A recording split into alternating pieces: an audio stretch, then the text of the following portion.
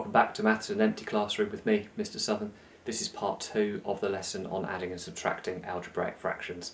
If you thought the example that we did in part 1 was a little bit basic, hopefully you'll like the look of this one. There's a lot more going on here. This is decent. I really enjoy doing these.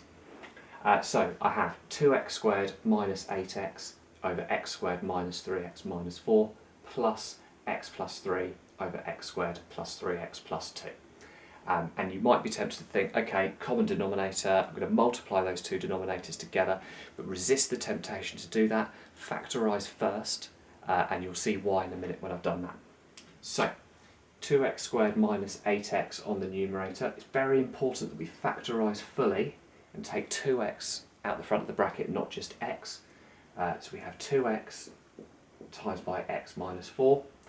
And then on the denominator, factorising that quadratic, we would have x minus 4 over x plus 1 plus x plus 3, and then this quadratic simplifies, or factorises I should say, to x plus 1, x plus 2.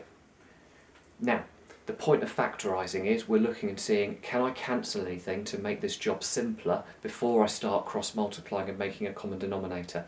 Yes, you can, because look, this fraction here, we've got x minus 4 on the numerator, x minus 4 on the denominator. That is a common term, and they will cancel.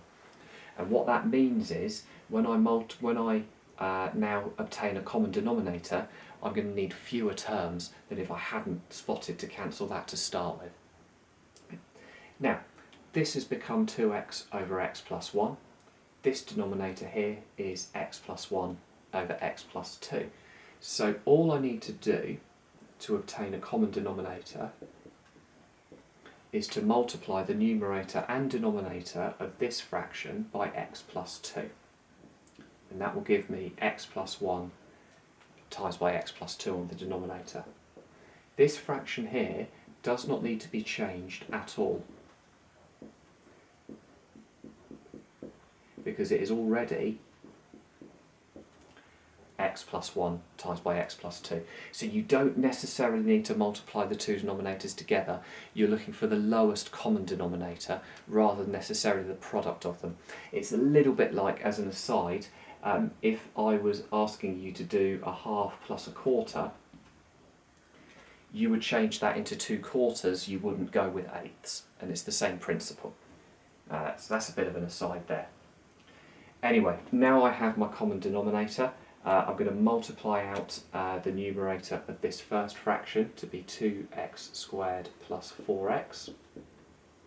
And just like in the previous example, I'm not going to multiply out the denominator. I'm going to leave that as x plus 1 times by x plus 2.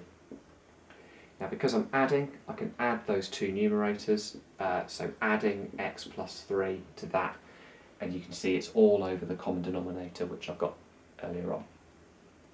So what we now have is 2x squared plus 5x plus 3 over x plus 1 times by x plus 2. And I'm not done, because I can factorise this numerator and I can simplify it further.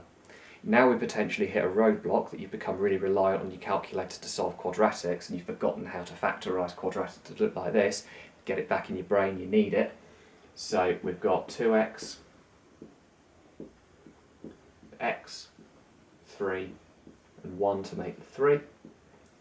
So 2x plus 3, x plus 1. And the denominator is unchanged, x plus 1, x plus 2.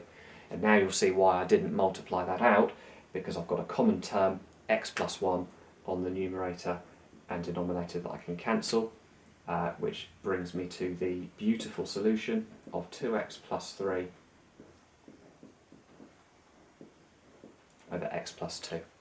But the key thing was that first step. It was fully factorising this first fraction and spotting that a term cancelled, because what that meant is I only had 2 terms on my denominator rather than 3, and it's very rare that you end up with 3 terms on the denominator to try to cancel, because you'd be having to factorise a cubic on the numerator, and it's just unlikely to happen. So look for that, make it simpler for yourselves. Beautiful solution. I'll see you in part 3.